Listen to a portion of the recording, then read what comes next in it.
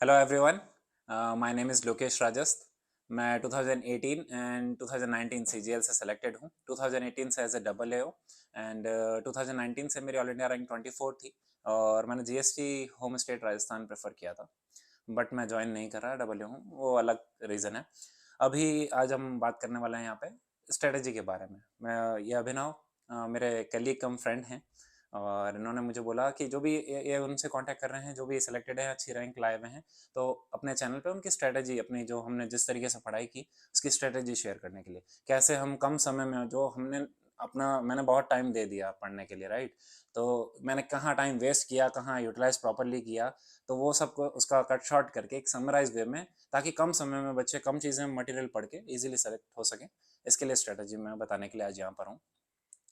तो चलिए time waste नहीं करते हैं और सीधा मेन मुद्दे पे आते हैं कि चार सब्जेक्ट हैं। अब वैसे देखिए, अब अभी देखा जाए तो सबसे पहले हमने एक चीज़ नोट की कि 17 के बाद से, जब से टीसीएस आया 2018 से, पूरा पैटर्न ही बदल गया है। ठीक है, फिर अब लोग फैमिलियर हुए, 18 19 20 21, 4 साल हो गए, अच्छे से सिमिलर पैटर्न में सब कुछ चल रहा है।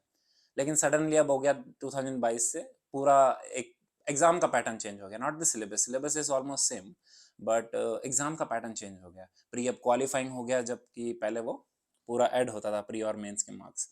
तो कोई बात नहीं, लेकिन फिर भी सिलेबस सेम है और हमेशा से यही रहा है। आप प्री हो चाहे मेंस हो, तैयारी एक ही बार होती है, उसके बाद सिर्फ प्रैक्टिस होती है। प्री से पहले ही कंप्लीट तैयारी हो जानी चाहिए और उसके बाद सिर्फ उसके मॉक एंड प्रैक्टिस से ही आगे आप अच्छा स्कोर करते हो और रैंक लेते हो और जॉब लेते हो। That's it, right?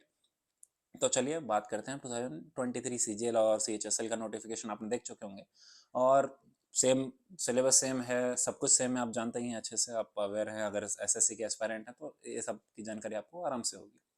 तो चलिए बात करते हैं हम कैसे कम समय में हम इन सब टॉपिक को इजीली कवर कर सकें और अच्छी रैंक ला सकें। अब आते हैं सबसे बड़ा जो सवाल है, जीके का। लोग कहाँ से पढ़ें, कैसे पढ़ें? आप अब सबसे पहले एक चीज़ नोट कीजिएगा कि जीके में एकदम रैंडम सवाल आने लगे हैं, कई सारे। भाई ठीक है, कुछ करंट अफेयर के सवाल, ये अच्छा है कि करंट अफेयर का वेटेज बढ़ा है, तो आपका ये तो है कि अब 6-7 महीने का कम से कम करंट अफेयर पढ़ के जाइए। और अब तो आपका करंट अफेयर पढ़ के जाना यूं क्रूशियल है कि वो प्री के साथ साथ मेंस में भी उसका मार्क का वेटेज हो गया है। पहले तो लोग जी के छोड़ के भी चले जाते थे, अब आप एटलीस्ट ये ना कीजिए, करंट अफेयर अच्छे से करके जाइए, ताकि आपका वो प्री और मेंस दोनों में हेल्प करे। ठीक है, इसके अलावा क्या करना है? ये तो ठीक है भाई, सिर्फ करंट अफेयर के कुछ क्वेश्चंस होंगे वो हो पाएंगे। इसके अलावा क्या है, अब आप एक चीज देखिएगा। कई लोग होते हैं, लूसेंट एक बुक है, आप सब जानते भी होंगे इसके बारे में, बहुत बेसिक बुक है। लेकिन कई लोग उसको रट पाते हैं, कई लोग नहीं रट पाते हैं, जो एक दो बार रीडिंग कर लेते हैं। कई लोग होते हैं ऐसे, भाई रीडिंग करे जा रहे हैं, भले उन्हें समझ में नहीं आ रहा, फिर भी वो रीडिंग करे जा रहे हैं। पहली रीडिंग में उन्हें कम समझ में आता है, लेकिन जैसे दूसरी और तीसरी रीडिंग करते हैं उन्हें अच्छे से तैयार हो जाती है। कई लोग कर लेते हैं, लेकिन मुझे लगता है कि ये थोड़ा सा टफ है। इससे बेटर ये है कि आप जीके की बुक लीजिए। कैसी वाली? जीके की भी मैं टॉपिक वाइज बोलूंगा। एक पहले राकेश यादव सर की आती थी, अब मुझे नहीं पता, अभी लेटेस्ट एग्जाम एकदम लेटेस्ट किसी क्या किरण ने टाइप वाइज या टॉपिक वाइज डाली है। अगर उन्होंने टॉपिक वाइज डाली है किरण की बुक, तो और अच्छी बात है कि किरण का हमेशा से ये स्ट्रेटेजी रही है, वो टॉपिक वाइज डिस्ट्रीब्यूट कर देता है। अगर वो बुक आपको मिल रही है तो वो बेस्टेस्ट बुक है। क्यों? क्या कीजिएगा, आपने मान लो बायोलॉजी पढ़ने जा रहे हैं, बायोलॉजी में एक टॉपिक पढ़ा आपने, सेल। ठीक है, तो आप क्या कीजिए, जैसे मान लो सीधे क्वेश्चन पे आइए, बुक उठाइए, सीधे क्वेश्चन पे आइए। पहला टॉपिक आप देखिए, सेल है।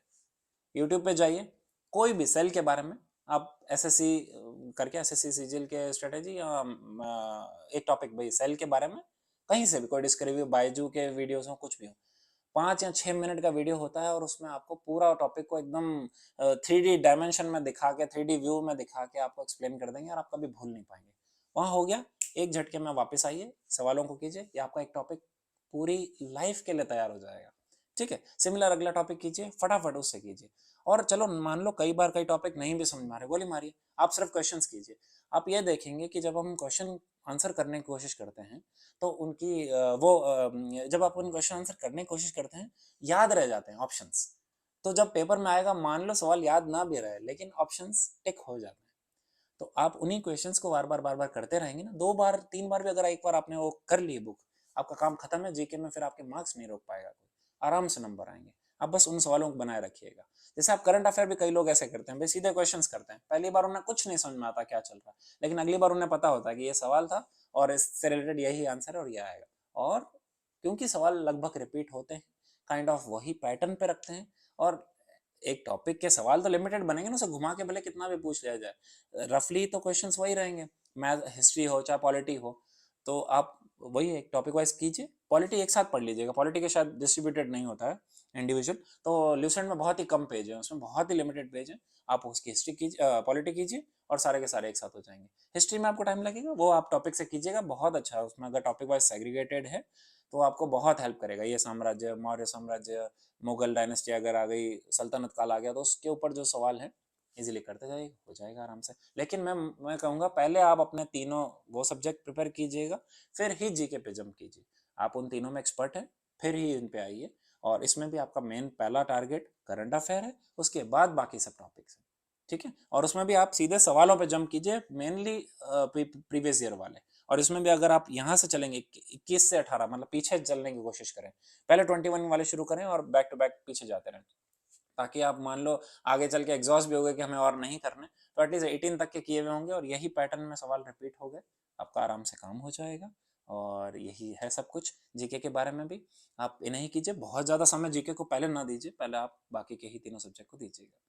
That's it from my side, ये मेरी स्ट्रेटजी रही है, और यही हमेशा चलती आई है। मैंने ओवर द पीरियड, ये कई सालों में मैंने बहुत से स्टूडेंट्स से बात की है जो पहले सेलेक्ट हो चुके थे मुझसे, जो मेरे साथ सेलेक्ट हुए हैं, और जो मेरे बाद सेलेक्ट हुए हैं, इन सब की लगभग स्ट्रेटजी यही रहती है। तो आप भी इन्हें ही फॉलो कीजिए और अच्छा रिजल्ट देखेंगे आप।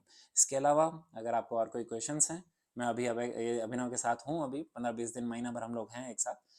कोई भी टॉपिक पे या किसी भी चीज़ पे आप लोगों को कोई भी डाउट हो, कुछ पूछना है, कुछ भी चाहते हैं, यहाँ पे कई लोग, हम लोग सब कलीग्स हैं जो ऑलमोस्ट सारे सिलेक्टेड इसी में ही है, कोई अच्छी रैंक के साथ सिलेक्टेड है, डब्ल्यू ऑल इंडिया रैंक 1 यहाँ पर है, 417 अच्छे रैंक वाले यहाँ पर हैं, और इवन ये 1920 से भी सिलेक्ट हुए हैं। तो आराम से जो भी स्ट्रेटेजी चाहेंगे, या कुछ और सवाल पूछना चाहते हैं, आप कमेंट सेक्शन में बताइए किस टॉपिक पे आप वीडियो चाहते हैं, और वो सब आराम से अवेलेबल करा देंगे अभिनव, बता दीजिएगा आप, ठीक है। चलिए, thank you so much, bye.